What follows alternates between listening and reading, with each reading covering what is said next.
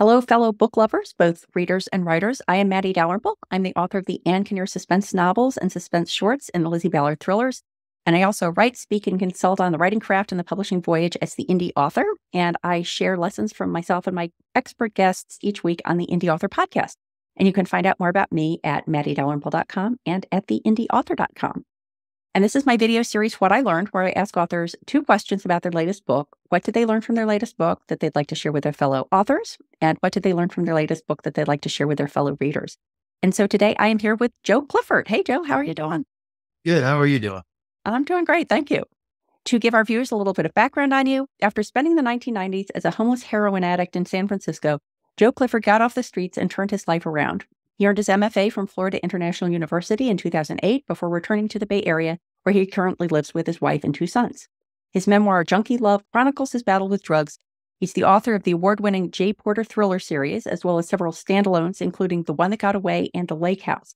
And his latest book is Say My Name, which New York Times bestselling author Riley Sager calls a dazzling blend of metafiction, mystery, and small-town noir that will keep you guessing until the last page. And so today I'm asking Joe the 2 What I Learned questions, starting with, what did you learn from your latest book that you'd like to share with your fellow authors? Well, I guess that my naturally flighty disposition as an artist or a writer sometimes comes in handy. I got the idea for saying my name because I misunderstood what I was reading by a fellow author, Jess Laurie, who wrote an amazing book called Unspeakable Things. And in the foreword to her book, she talks about the true crime that inspired the novel.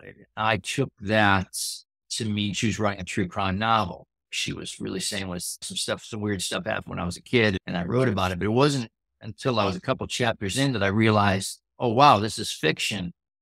It gave me the idea that I could use that misunderstanding to my benefit, because I thought that was a fascinating idea. Like you have a novelist, mystery writer who returns home, is still obsessed with this case that took place when he or she was a child. And it's really influenced the career path they chose, the decisions they've made, and who they've become. So I used a misunderstanding and kind of built off it. Not unlike you're listening to a pop song and you mishear the lyrics, and then you're always disappointed to hear you won't disappoint read Justice book's fantastic. I'm just using as a comparison that, yeah, sometimes when you misunderstand something, your original misinterpretation, kind of wish you'd gone with that one. And I can think of several examples. I'm also a musician. You can see how my instruments in the background. So music and writing go hand in hand. Because any of the arts go hand in hand, but in writing especially, there's a lot of musicality and rhythm that I employ. So I'd say that's what I learned from writing this book, that those misunderstandings, those happy mistakes, to quote the great Bob Ross from PBS, and happy trees everywhere. You can use those misunderstandings and mistakes and turning it better. So I'm curious how you apply that idea of the mistake and the confusion with a true crime book, your initial confusion with a true crime book. How did that make your last book different than your previous books?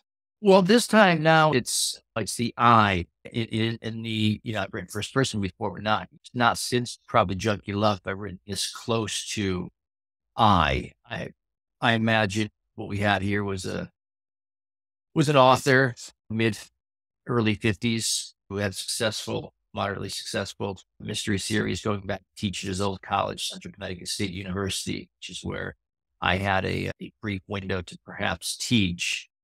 So I think a lot of writers do this, is you kind of imagine, what if this happened, or that happened.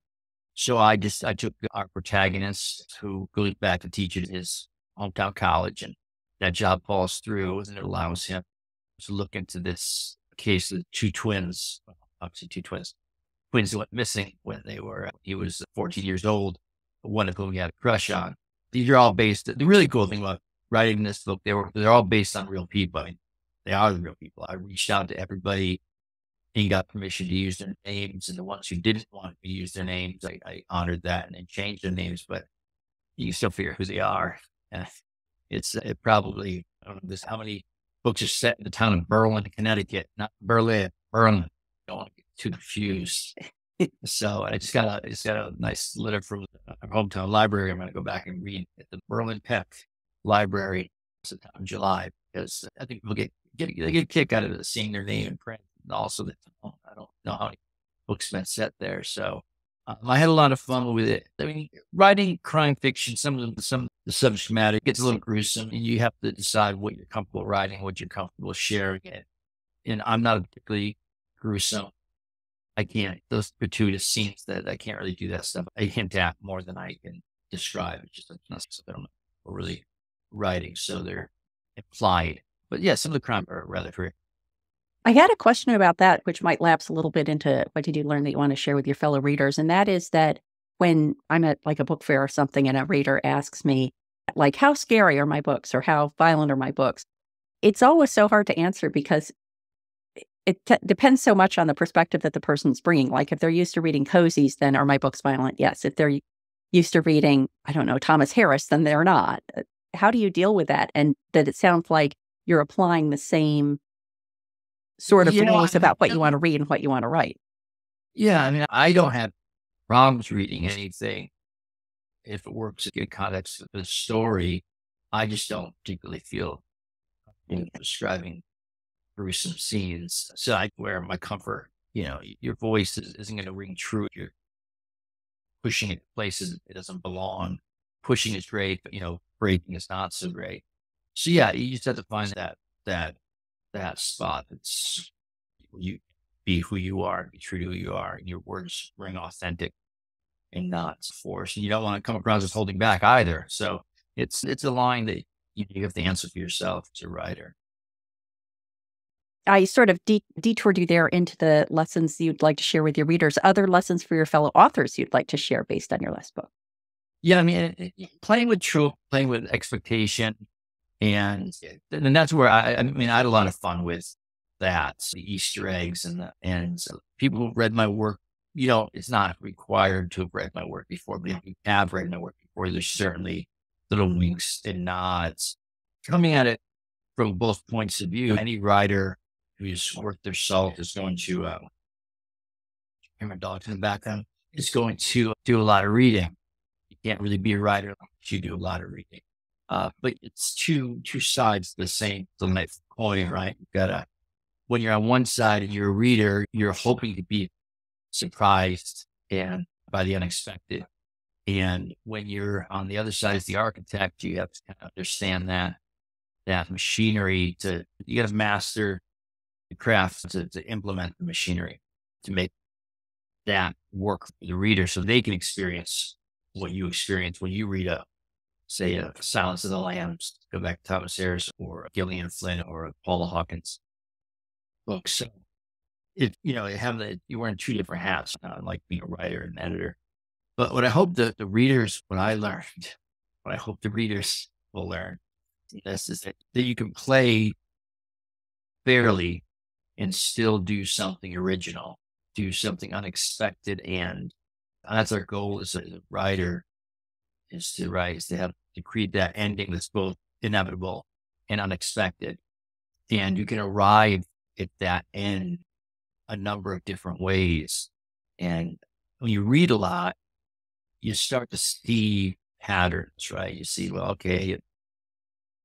that the least likely, suspect, there's the guilty party. And it gets start to take some of the fun away. And I tried very hard in this one to make sure that I played by the rules, but I also circumvented and had fun playing with expectation, playing with trope, playing with the devices that make up my craft. And I think I do that here. I mean, you're always proud of your book. I mean, it was, you read a book, we read the book and I wrote a hero book. But I was really happy with this one. This is a special book, and you'll love all your children the same, but this one's got a little something extra, maybe because it's about my hometown or the layoff or whatever it was. Yeah, it feels a little bit like a comeback kind of book. And so far, the numbers seem to be pre-sales seem to be pretty good. So fingers crossed. I was intrigued by what you said about the Easter eggs. And this is an opportunity for me to ask a question that's floated through my mind that I always thought that plotters and pantsers or discovery writers must come to those Easter eggs very differently. Like I'm definitely an outliner and I plan out the Easter eggs or the foreshadowing or red herrings or what have you that way. But I imagine that a discovery writer would have to do that differently. Or do you follow one of those more than the other? And if so, how do you get those kinds of Easter eggs and red herrings in your stories? You get asked this question a lot, and I've gone back and forth. But I don't necessarily I mean, I don't. It just reminds me too much of high school. I can't do it. But it also is entirely just like you're writing. You're like, wow, I didn't think that was going to happen. So it's somewhere in the middle. I like the E.L. Doctorow quote about driving a car across country and seeing only as far as your headlights, being able to make the entire trip that way. I look at it writing like that, Hemingway stopping a sentence in the middle, when it cuts off for the day. So it's always, I think you're always writing, even when you're not writing. So much of what we do is subconscious, and it's when you're at the grocery store, the way a can will look, and that'll trigger this synapse of fire, and you get this idea because we are our work, and what we do doesn't get, it's not a 9 to 5 job. We're going to shut off at 5 o'clock, and all of a sudden the creative mind is like, okay, now it's time to take a break. It's all the time. Since you got all these little voices in your head going, and you got 15 different characters, and any other line of work you deem mad. For us, it's a tool of the trade. So when you come up with these Easter eggs, you come up with these, whatever you want to call it, clues, hints, nuances, they happen working both organically, but I also think they're somewhat planned. You're just not quite aware you're planning them. So when you get there, you can surprise yourself, but that's no surprise for the writer, no surprise for the reader. Another adage you'll hear quite a bit. So, do you have other plans for setting stories in Berlin? I do. In fact, I'm working on one now. It's not exactly a sequel. I just got this idea. All my books, all the J. Porter stuff, I haven't set in northern Hampshire. It's colder there. I get colder. I turn snow like the Nordic backdrop, but they really all take place in Berlin. The Olympia Diner, the Great Taste Restaurant, all these little local staples and stuff. I move them around, and this time, really, here's the author showing you the behind the scenes of those books, and now being drawn into a real world mystery, a true crime story that uses those same locations. But I'm working on another one as well that uses that, operates on that same universe, different characters, different kind of world, but also a lot of fun. And I think people from Berlin at least will appreciate it. Well, it sounds like based on what you were saying about pre-orders for Say My Name, there are even people outside of Berlin who are looking forward to reading that book. So yeah, it's going okay.